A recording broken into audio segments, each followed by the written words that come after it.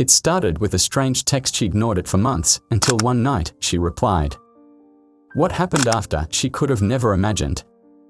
This is not just a message from the past, it's something much darker. I held off on getting a cell phone for as long as possible. I didn't really have a good reason, I guess, other than the cost. When I was just setting out on my own, there was no way I could afford the monthly plan. I was the only one of my friends to still rely on a landline, and it drove everyone nuts. I managed to wait until my 25th birthday when I finally felt financially secure enough to justify buying one for myself. My friends all laughed about my change of heart, but I could tell they were relieved. To be honest, I was pretty pleased, too. As it turns out, cell phones are ridiculously convenient, who knew? I didn't start getting the texts until about a month after I bought my phone. It was the first message from an unknown number that I'd received, and it read simply, "I miss you." I was confused at first. What kind of introductory text was that? It seemed a little overdramatic to me, and that was when I made the connection. About a year before, I'd dumped a deadbeat ex-boyfriend out of my life. Looking back, I can definitively say that he was really something of an overgrown child. He expected me to cook, clean, set up his doctor's appointments, and give him half of my income each month, as he did not find it necessary to get a job. I shouldn't have stayed with him so long, damn those devilish good looks, but once I came to my senses, I kicked him to the curb, as all his other girlfriends and victims had done before. My guess was that he'd stalked my Facebook or prodded my friends for my new number. After all, this wasn't the first time he tried to reach out to me, and I figured it wouldn't be the last. In the end, I chose not to answer. For one, I knew he would just try to manipulate me if I gave him the chance, as per usual. For two, it would give me petty satisfaction to let him feel ignored and unheard. Now, as a rule, I try not to be petty, but sometimes such a perfect opportunity is just too seductive.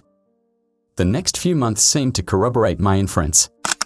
His attacks weren't constant, but were always vague pleas that seemed to indicate that he needed a new host to leech off and couldn't find one.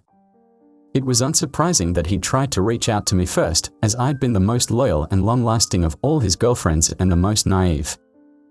I was the perfect target. The messages were always in the same vein and quickly became tiresome. "I miss you. I wish I could see you. I thought I saw you in a crowd today, but it turned out to just be a dream. Ooh, pathetic."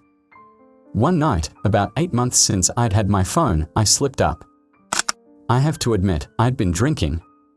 It had started as one beer to help me unwind after work and quickly snowballed into a one-woman party. I was thoroughly smashed when I received a much longer text than usual. "I miss you so much. I know you don't read these, but today of all days I need you to know how much I love you. I'd do anything to see you one more time. Today of all days." I wondered. I tried to wade through the mushy haze of my brain. The first thought I had, I seized. Today must have been our anniversary. Sure, why not? It would be the perfect opportunity for a little manipulation. He was a prick, but he was smart. And then I had an idea. He wants to play games. Okay. Let's play. But I'm going to change the rules. I swear my thoughts slurred. I began to type and my autocorrect struggled to clarify through my drunkenness. "If you want to come see me, then why don't you do it?" And then, just for good measure, I let him know that I knew he'd been investigating me. "You know where to find me." I sent it, and, with that, I changed fate. When I woke up the next morning, I had 13 missed calls.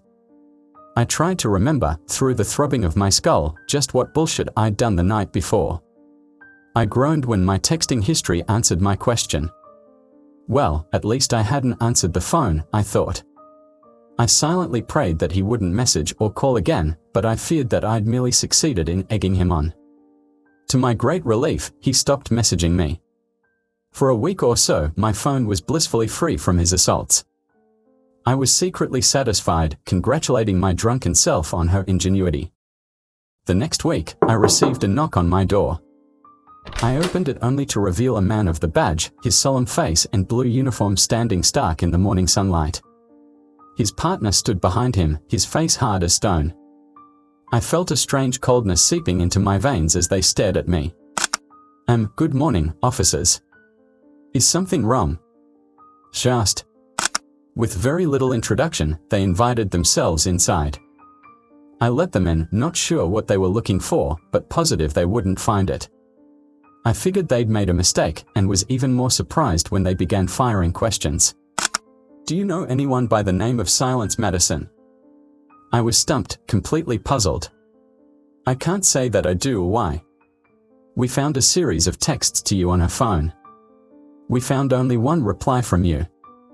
The younger officer pulled out a printout of the texts that I'd been receiving, along with my one drunken reply.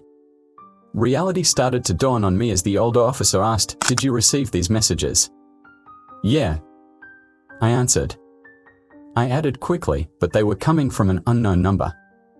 I thought they were from my ex-boyfriend. And that's why you sent that reply. I was sweating nervously. Well, yeah. I thought it would make him stop. I couldn't stop running my mouth. I was a little drunk, so maybe it wasn't the best decision. The younger officer stepped outside as the older one sighed. There seems to have been a rather unfortunate accident. What do you mean? He took a deep breath and opened his mouth. Silence had had a very rough first year of college. Classes were hard. She didn't quite fit in. Her life was a mess of stress and papers. And, just when she thought it couldn't get any worse, her best friend since childhood, Raquel Wagner, died in a car wreck.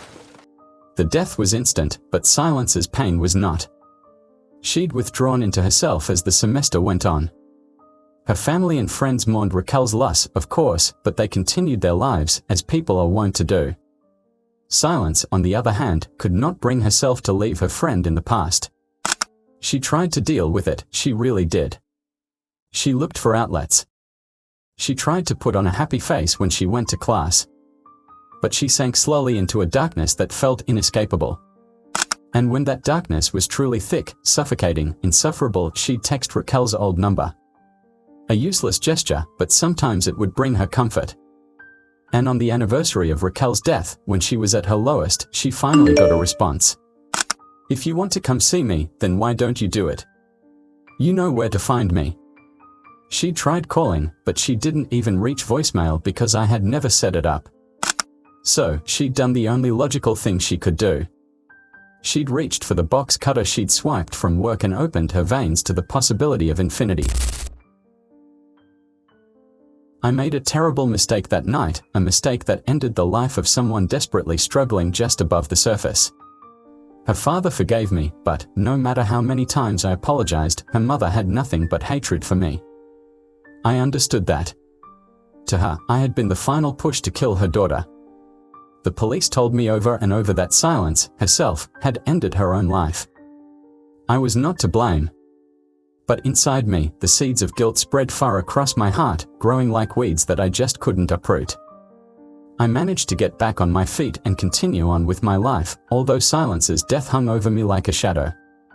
No matter what I did, I just couldn't forget her, no matter how far away the incident seemed. Yesterday was her anniversary.